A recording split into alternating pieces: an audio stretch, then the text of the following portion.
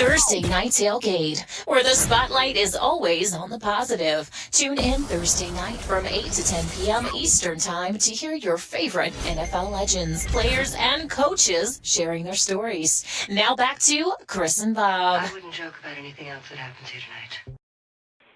All right, now back with us on Thursday Night Tailgate is Dan Reeves, and let me remind you about Coach's background. He was born in Rome, Georgia, grew up in Americus, Georgia, where he played football, baseball, and basketball in high school. Played his college ball at the University of South Carolina, where he was a 3-year letterman, setting several records as a quarterback, and he also played right field on their baseball team. When he left South Carolina, he was their all-time leading passer. He was inducted into the Gamecocks Hall of Fame in 1977 and the South Carolina Athletic Hall of Fame in 2006. He was somehow an undrafted free agent signed by the Dallas Cowboys in 1965, but also got an offer from the San Diego Chargers of the AFL and my hometown Pittsburgh Pirates to play baseball. He opted to play running back for the Cowboys from 1965 to 1972. And over the course of his playing career, he rushed for nearly 2,000 yards and scored 25 touchdowns. He had nearly 1,700 more receiving yards and 17 receiving touchdowns. He was a part of the Cowboys' 1971 Super Bowl championship team. He went on to become one of the greatest coaches in the history of the NFL with the Broncos, Giants, and Falcons, leading his teams to a 190, 165, and 2 record and 4 Super Bowl appearances. He's become a wonderful friend of the show, and we are so honored that he is back with us again tonight here on Thursday Night Tailgate. Good evening, Coach. Chris and Bob here. Thanks for coming back on the show. Welcome back, Coach. You bet, Chris. Bob, how y'all doing tonight? Oh, fantastic. How are you, Coach? Well, I'm doing good. Everything's good. We lost a great friend and a great Falcon on Tuesday, and Tommy Novus. Just got prayers going out for Lynn and entire Novus family. He was the first Falcon that was picked, and he's been suffering for a couple of years now, with the CTE. So, thoughts and prayers go out for the Novus family. Absolutely. We join you in that. And, Coach, I wanted to start our time with you tonight by getting your thoughts on the Falcons. And Coach, they've been a hard team to figure out this season. They start out the year winning 3 in a row, then they lose 3 in a row. The offense seems like it's a little out of sync at times, but now they've won 4 of their last 5 games, including a big win over the Saints last week. I wanted to get your assessment of where the Falcons are at right now. Well, I think they're certainly, when you beat the Saints, that was a huge win for them because the Saints were really controlling the division. And everything's in front of them. They play division opponents now. That's kind of unique. I don't know that I've ever seen that many division games in a row as they finish the season. So, everything that they started out to try to accomplish at the start of the season are right in front of them. And, they certainly have some injuries, as everybody does this time of the year. But, they're playing well, and they got some confidence, certainly from the game against the Saints. Is this a Falcons team, Coach, that can make another run to the Super Bowl? Well, I think so. A lot depends on, these next, games. There's no question that, they're playing some really tough games. Got, the division opponents, and every one of the division teams this year, are solid. So, if they get into the playoffs, I think their chances are excellent because they're going to be, really honed in on tough opponents, and that's what you have to play when you get in the playoffs.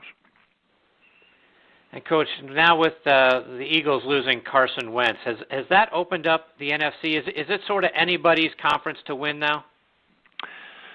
Well, it definitely, hurts Philadelphia. They're still a good, solid football team. I was impressed with Foles when he came in and the job that he did. And, they're not a one-man team. They got a great defense. They play good special teams, and I think their offense, is solid. It's certainly a lot better, with Wentz, or he wouldn't be starting. But just a tremendous loss. You hate to see that happen to anybody, but particularly a young man who's having the year that he was having.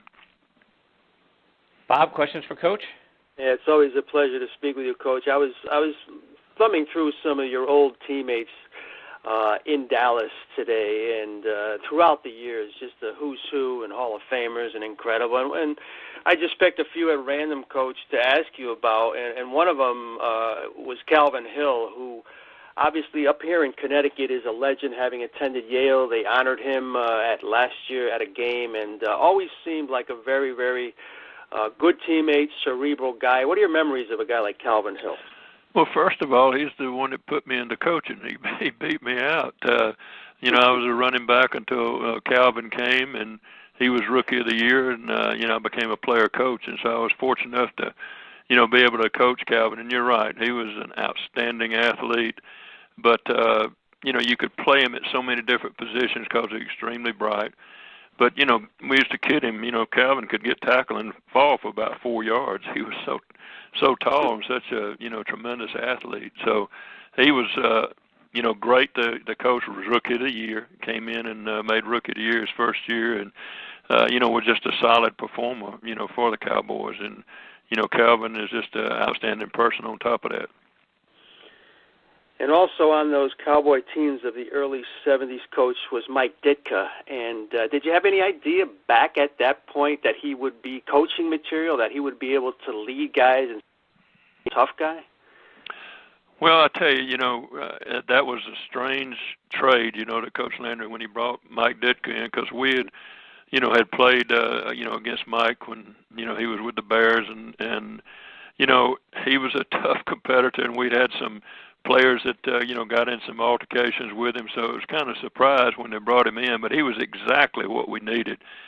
We were known as, you know, kind of a bend but don't break type of a football team. We weren't known for our toughness, and that's what Mike brought to us, and it certainly helped us, you know, win a Super Bowl, and he was a big part of it. Mike was, you know, just a tough guy, and then Coach Landry saw something in both Mike and myself that I don't know that either one of us saw in, you know, ourselves, and that was coaching. And, you know, we were both, you know, on the staff at the same time, and, you know, Mike had a tremendous football mind.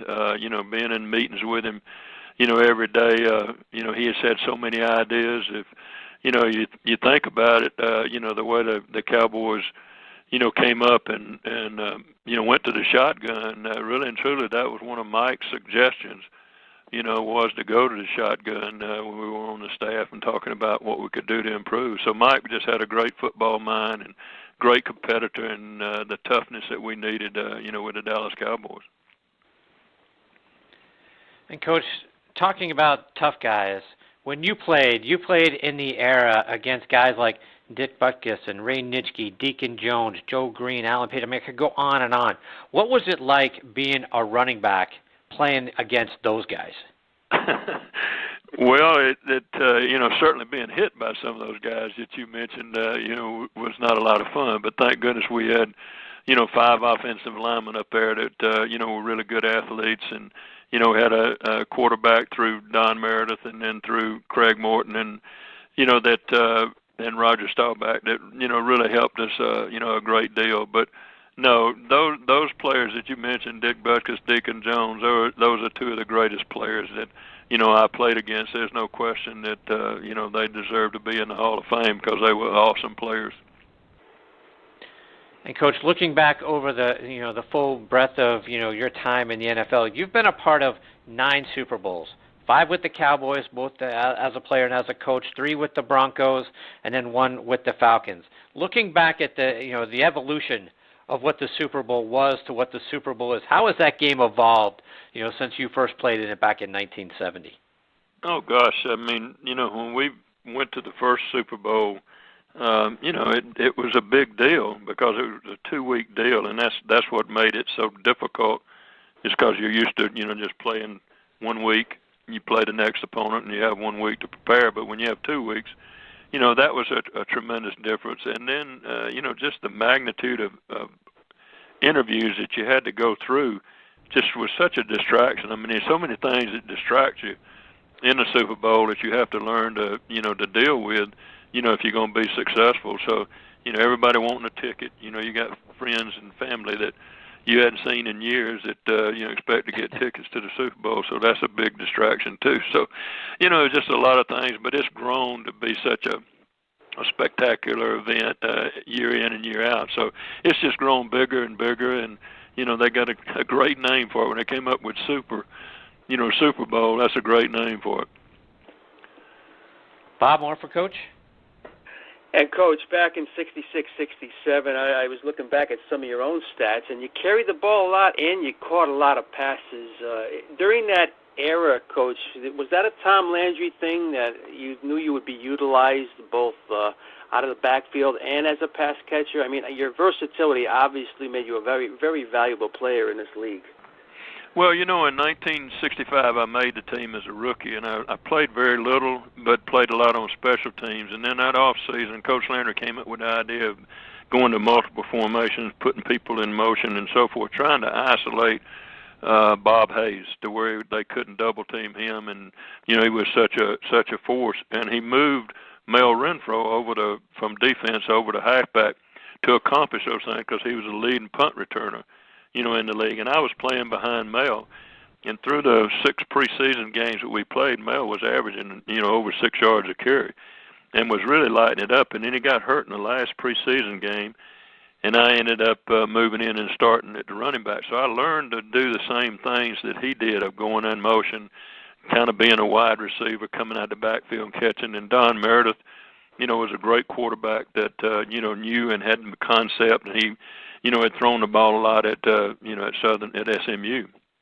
So, it really was unusual. Formations and all those things were, kind of ahead of its time as far as coming up with all those formations, and that made you a pass receiver an awful lot, trying to isolate Bob Hayes. So I was fortunate enough to be in the right place at the right time and get a break, to help me start. And, in 66, I scored 16 touchdowns, 8 running and 8 pass receiving. So you can see that, they were using it in both ways. And, when you got Bob Hayes on one side and Lance Rensel on another side, as a receiver, you got, Pettis Norman at tight end and Don Perkins at fullback and Don Meredith at quarterback. You got some pretty good players around you. And then our defense, was called a doomsday defense. So they kept us on the field quite a bit because of our great defense. And as far as your coaching career, Coach, over 20 years, and I think you won 10 or more games 9 different times, topped out by, I think in the AFC, you had a 13-win season with Denver, and, of course, the 98 Falcons with 14 wins. Were those 2 of the most talented teams you had, Coach, or was there another team during your tenure that you thought, my goodness, this has to be the most talented bunch of guys I've ever had? Well, first of all, you got to have the quarterback position, and we made the deal for John Elway. That helped us be a contender. And I know the first year he came in there, we were playing the Baltimore Colts. We were down by 15 in the third quarter, and he brought us from behind to win that game. All of a sudden, everybody knew we had something special. If we could just keep the game close, he had a chance to help us win in the fourth quarter. So, there's so many great, games that I have memories of, but certainly beating, the Cleveland Browns going 98 yards to tie that game in Cleveland, in a tough environment, and winning our first trip to the Super Bowl, is one that I'll always remember. And the same thing with the Atlanta Falcons going and playing the Minnesota Vikings up in Minnesota in a hostile environment and winning that game, something I'll always remember. So there's a lot of great memories, and of course there's a lot of hard ones to lose too. When you go to 9 Super Bowls and you lose 7 of them, there's a lot of bad ones you remember too.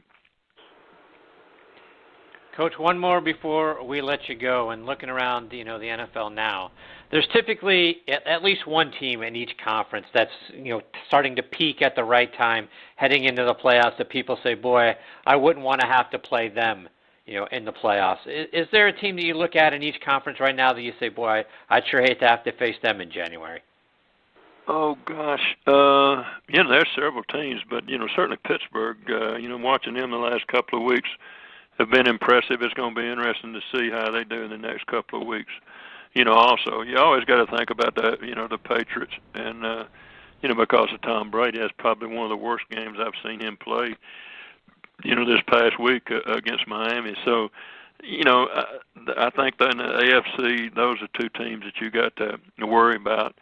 And in the NFC, there's a lot of good teams. You talked about it earlier. I think that whoever comes out of the Saints and the Falcons and Carolina, whichever team, they should be a couple of them in the playoffs, should have an excellent chance. But then you got to look at the Rams, are playing very well right now. So there are just a lot of good teams, and who can stay healthy. And it's just unfortunate Philadelphia lost their quarterback. It's going to be interesting to see how Foles does for them. Coach, before we let you go, let our listeners know, how can they stay up to date with what you're doing, listen to you, whether you're on the radio or online? How can they stay up to date with all the great things you're still doing? Oh, in Atlanta, I'm with the radio station here in 680 The Fan, and I cover the Falcons during the season. That's about the extent of it. When I was on television, they told me I had a face for radio, so I've been on radio for quite a while now. Well, Coach, that's true. We can't thank you enough for taking time out of your night to come back and be a part of the show. It's always a great thrill for Bob and I to get to spend some time with you. We hope you'll come back and do it again real soon. In between now and then, Coach, Merry Christmas, Happy Holidays to you and your family. Same to you. Merry Christmas, Happy Holidays, and anytime, guys. Love being on your show. Appreciate it. Thank you, Coach. Take care. Take care. All right. That is former Dallas Cowboys running back and head coach Dan Reeves and Bob. It's just every time we get the opportunity to spend some time with Coach, it's a huge thrill for me, to think that we get the opportunity to spend time with him and let him share some of his memories and then his insights spot on. Well, he loves the show, Chris, and we love him. We've had him on the TV side also. He's very accommodating, but he's as down to earth as they come. And we can talk about his playing career where, again, he was one of the more versatile players that I've ever seen. I was very young when he was playing, but that's always – people forget about that. A guy that had such a coaching pedigree, 23 years, but was a very, very good player in his own right. But my goodness, that's NFL royalty right there, Chris, and we're honored that he takes the time out to speak with us every so often. Yeah, absolutely we are. All right, we've got our next guest, Tony Collins, and our 5-star picks of the week hanging on the line. We'll get to Tony on the other side of this quick station break.